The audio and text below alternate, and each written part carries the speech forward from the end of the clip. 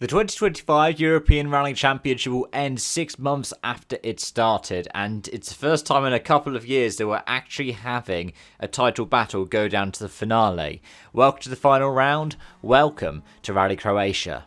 And let's start off with the entry list here. There are 79 entries listed for the ERC finale, 32 of them are in the Rally 2 class. In addition to that, we have 11 Rally 3s, we have 14 Rally 4s, and 2 Rally 5s. Interestingly, with the number 1 for this event is Lauri Una, the WRC2 regular, behind the wheel of a Fabia RS Rally 2.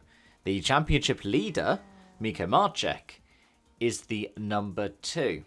Andrea Mavellini is in the number 3, ahead of John Armstrong in the number 4. Behind them, we have a returning Mads Ostberg with Lurken Moore alongside. Milia Hansen will be back as well for this one, as will round 1 winner Nikolai Gryajan. Then we have Simon Wagner, Roman Jurgensen, who we last saw in Rally Ceredigion, the 2024 Junior World Rally Championship winner and FIA Rally Star graduate. Jakob Matulka then follows, as does Simona Tempestini. Then we have Eric Seiss for MRF. We have Norbert Meyer with Chaska Meyer alongside. The Meyers who we've seen in the Junior WRC in recent years and in the Junior ERC are going to be behind the wheel of a Citroen C3 Rally 2. We have Norbert Herzig. We have Martin Vlček as the lead Masters entry. We have Roberto Black Jr., who we've seen in the ERC and the WRC2 this season. Anton Kovacs will be making a return, as will Andras Hadek. Robert Vervej will be entering from the WRC2. He's the number 20. The number 21 is another WRC2 regular, Yuki Yamamoto. The person who is currently the sole Rally 2 entrant for the next generation of Toyota Gazoo Racing World Rally Team. James Fulton, co-driver to late Craig Breen, will be sat alongside. Ferenc Vinte Jr. will be also entered, as will Giovanni Trantin, who we've seen behind the wheel of various machinery in recent years. Pablo Sarrazin will be entered for the Iron Link Sarrazin Motorsport entry. Again, another WRC2 regular.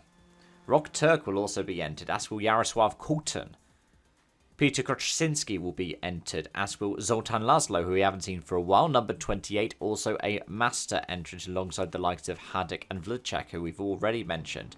As will Eris Marotti, who is entered for the Croatian Championship. Leo Rossell is not entered for Championship, but will be competing. That's the brother of Johan Rossell, a WRC2 champion, and somebody who was competing this season for the Championship as well. Other non-seeded entries in Rally 2 will be Ivan Žentak, I've just butchered that name, a Slovenian entrant with a Hyundai i20, an old Fabia Rally 2 Evo for Alfred Kramer Jr., and then Enrico Vindic will be behind the wheel of an Audi A1 Rally 2 kit car. The lead Rally 3 entrant will be Timek Abramovsky for the Fiesta Rally 3 ahead of Hubert Kowalczyk. Wojciech Gajda will be entered in a Clio as well, as Martin Revenchak will be behind the wheel of a Fiesta. Revenchak, who has competed here in numerous guises over the years through the Croatian Championship, the Junior WRC, and now ERC3, will also be entered for the Croatian National Championship. Adrian Jeznik will be behind the wheel of a Fiesta, and Sebastian Paczynski will be behind the wheel of a Clio. We will also have Taylor Gill, the FIA Rally Star graduate, in a Fiesta, and Jan Pokos will be behind the wheel of another Fiesta. At the same time, we have 2 Clio Rally 3s for the 3rd generation of Toyota Gazoo Racing WRT NG entrants. That is Takumi Matsushita and Shitaro Goto, whilst Maximilian Lichtenegger will be behind the wheel of the final RC3 on the entry list. However, he's not entered for the ERC here, he's just entered for the event. For the ERC4, we have 10 entrants that are also entered, I think 11 actually, for the Junior ERC. We'll start off with the juniors. Kalle Karlberg will be entered in this one, and it is the final one for him before the graduation to Rally 2 machinery. I think he's trying to do the double of ERC4 and Junior ERC here. Johan Lloyd will be trying to get the ERC4 because Kalle Karlberg has already won the juniors at the last round of the Baron Rally's Lynn. Craig Ryhill will be the lead Irish driver and the lead Lancia, with the two before him being a Corsa and a 208 respectively. Keelan Grogan will also be entered as the Motorsport Ireland Rally Academy, though unlike Ryhill will be behind the wheel of a 208. The other two Lancias entered for this event will be Francesco De Cecchi and Tuukka Koppanen, the Finnish prodigy. Whilst we'll have Corsas for the likes of Luca Bergloff, Levi Lassila and Carl Peder Lordstrand.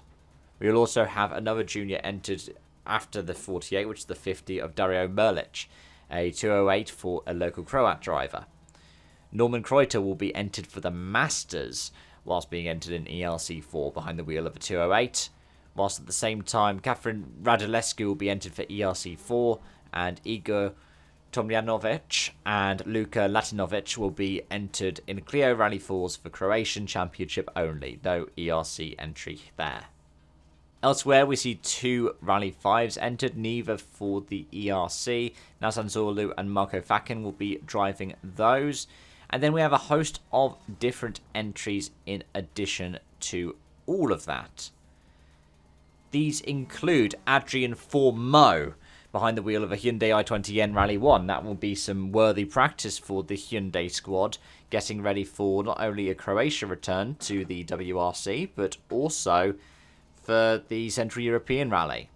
We'll see an old R5 entered for Matteo Bonini, an old Fabia R5 for Vlečevac Chico. Then going further down the entry list, Janos Ilagi will be behind the wheel of a 208 Rally 4. Nenad Lončarček will be behind the wheel of a Subaru Impreza STI. We'll see a Fiesta Proto for Tessitore, an Austrian driver. And then elsewhere, we can see more Clios and Corsas on the rallying pyramid, and some random entrants that aren't any of these classes that we've been talking about. I can see an old Opel Adam Cup, the kind of which we saw Chris Ingram driving in the past. I can see a Citroen C2, a Renault Clio Sport, a Peugeot 206 F2000, a Peugeot 106, a 185 Celica, Fabia RS's, a nondescript Clio, an old Fabia 1.4, and a VW Polo, rounding out our 79 strong entry list. And something of note for this event is, as I've mentioned in this video, the fact that we've got lots of WRC2 regulars. We have Adrian Formeau in an i20 Rally 1, and we have WRC3 regulars competing here as well. Part of that will be to get extra tarmac experience if they're entered in the Central European Rally. Part of it will also be because Rally Croatia is returning to WRC next year, so they're just getting some seat time in, trying to get a head start. It's something that's really interesting to see with the ERC, and we saw it earlier this year with the Spanish round, because it was before Islas Canarias, which was an all-new rally for the WRC this year. Lots of drivers want to get similar experience, either for roads that will be coming up in the future in the WRC, or for roads that are similar in characteristic, if not the exact same roads. When you get into stages, you'll see that lots of them are similar between the WRC and the ERC, as in they were run in 23, they'll probably be run in 26. Also, they were run in 24 when it was in the WRC last. So it is worth them going through these entries. And let's talk about the stages for the event now for a little bit. We have the shortest, in terms of comparative kilometres, amount of action for the ERC this season is 172.36, spread across 10 stages. In fact, the liaison section of 420 kilometres is, more than double what the special stage distance is for this event. I think that's even including the runs for Shakedown that double up as qualifying. Friday will only feature the Shakedown. It's an all-new test for this year.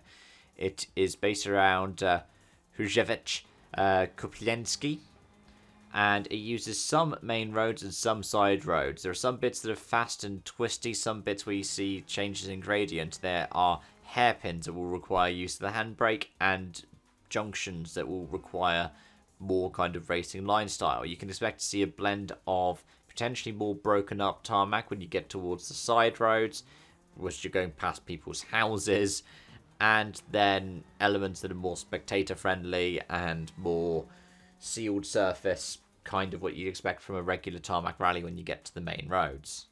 Saturday will see 2 loops of 3 stages. Opening up each loop, stage 1 and stage 4 will be the Croatia test.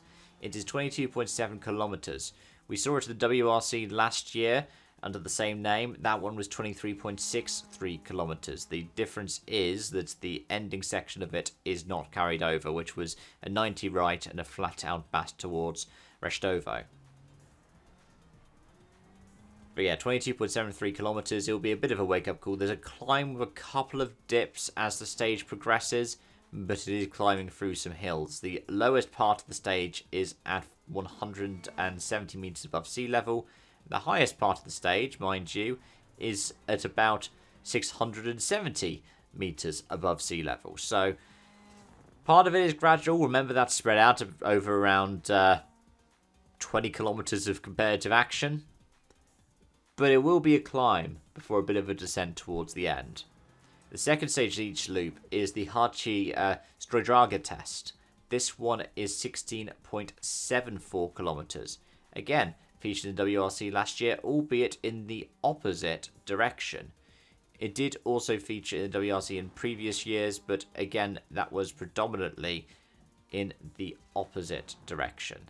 The last time that it did feature in this direction was Croatia Delta Rally 2009, but that was as part of a massive 32.8 kilometer test. For a lot of drivers, it will be familiar, especially if you were competing in the Zagreb Delta Rally earlier this year, but again, that was in the opposite way to this edition. It will be a bit more of a descent. It starts at 677 meters, it climbs to a peak of around 800 meters before sea level, but then there's a massive drop from 773 meters at 6.28 kilometers to the end of the stage, where you are talking about 250 meters above sea level, right up and right alongside the border with Slovenia. Then we have the third stage of the loops, the Breganica Smerovica test, 14.7 kilometers.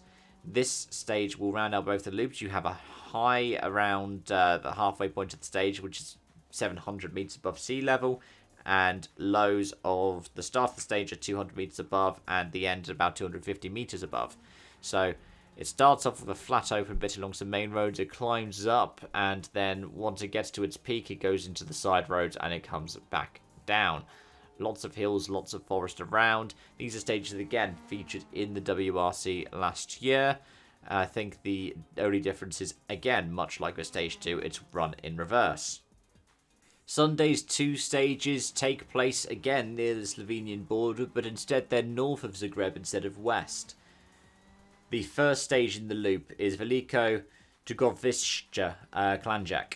That is a 13.61 kilometer test. It featured in Rally Kumrovec earlier this year, but it is a new stage for most competitors. This is one that will be very helpful for drivers who are from the WRC to be practicing, because since it's a brand new test for this event, it's highly likely that this road, which goes near an airfield, will feature in the next edition of the WRC. So the region up near Banska Gorica will be quite prevalent for this, potentially. The final stage to talk about for this event is the Zagorska Sela Krumlovec test.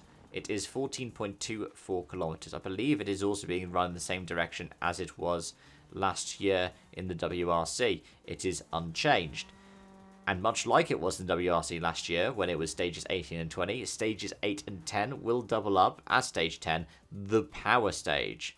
So for people like Adrian Formeau, they'll be remembering pushing here last year, albeit for Formeau that was with a Puma rather than an i20.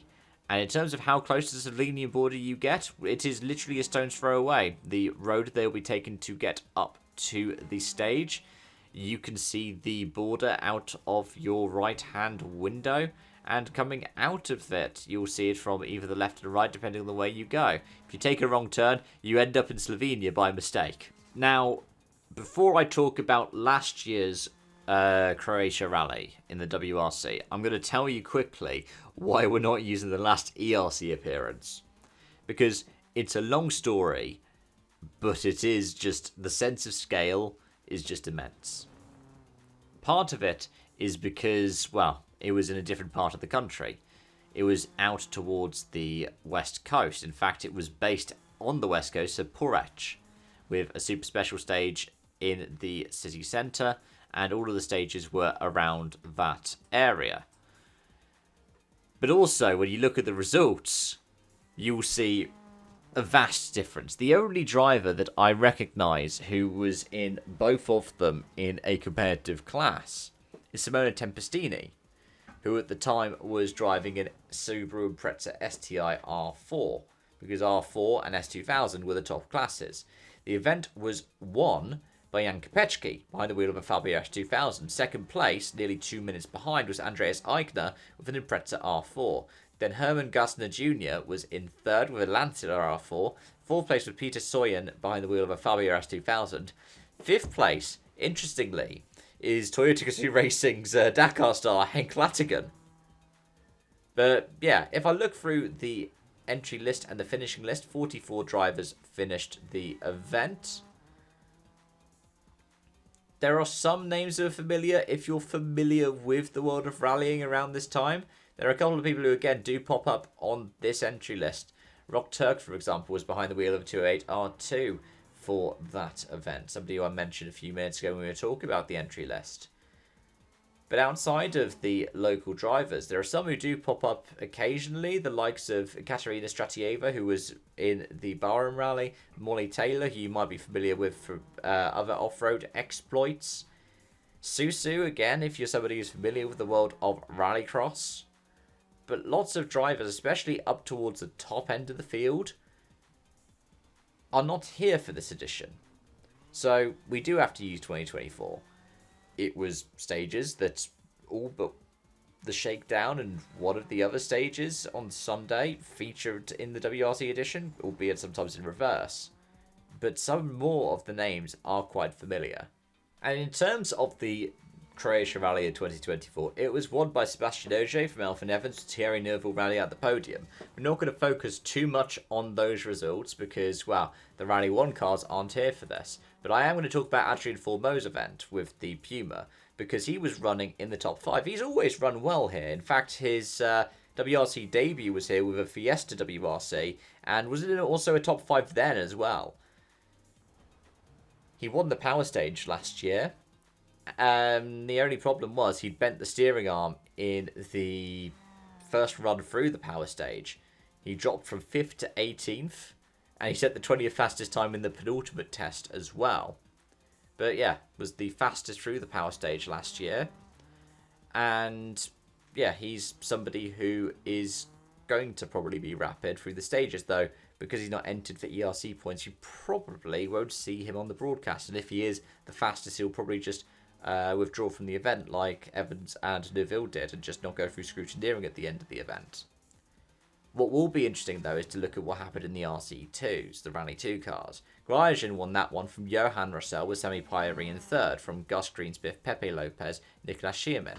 Lauri Una was 8th place here last year.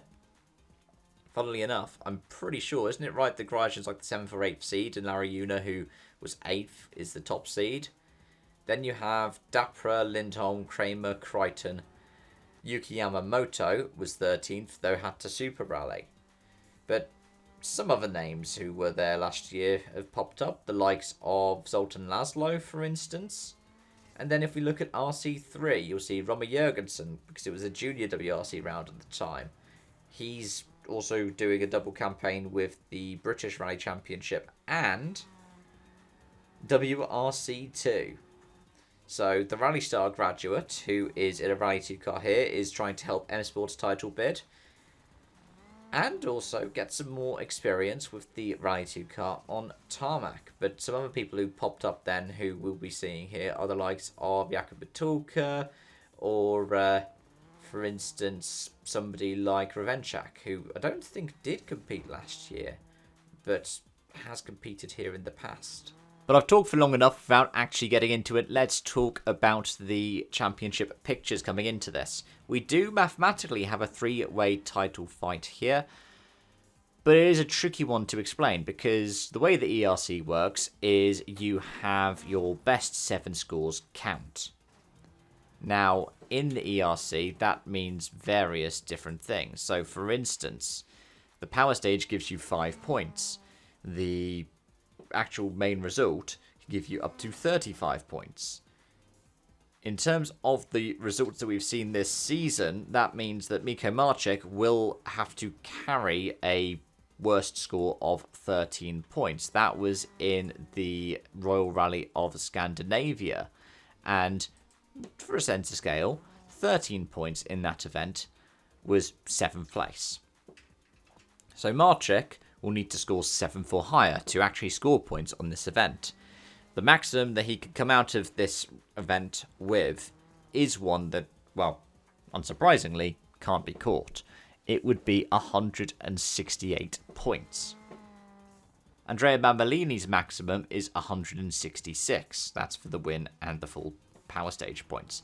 That's because Mambolini's non-scoring result is Rally Hungary. John Armstrong had a non-scoring result as well, which was the Rally Sierra Morena, the season opener out of Cordoba.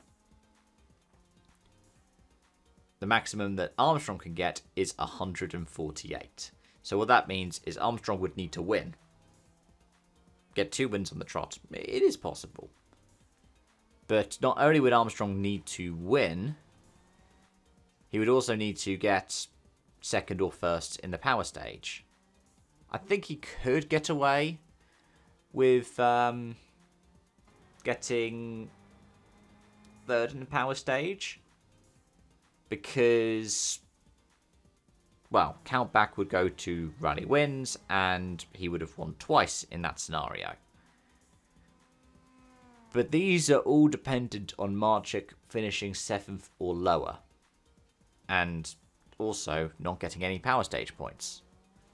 So realistically, you'd want Marchek to be 8th. That would be the main way for Armstrong to get the championship.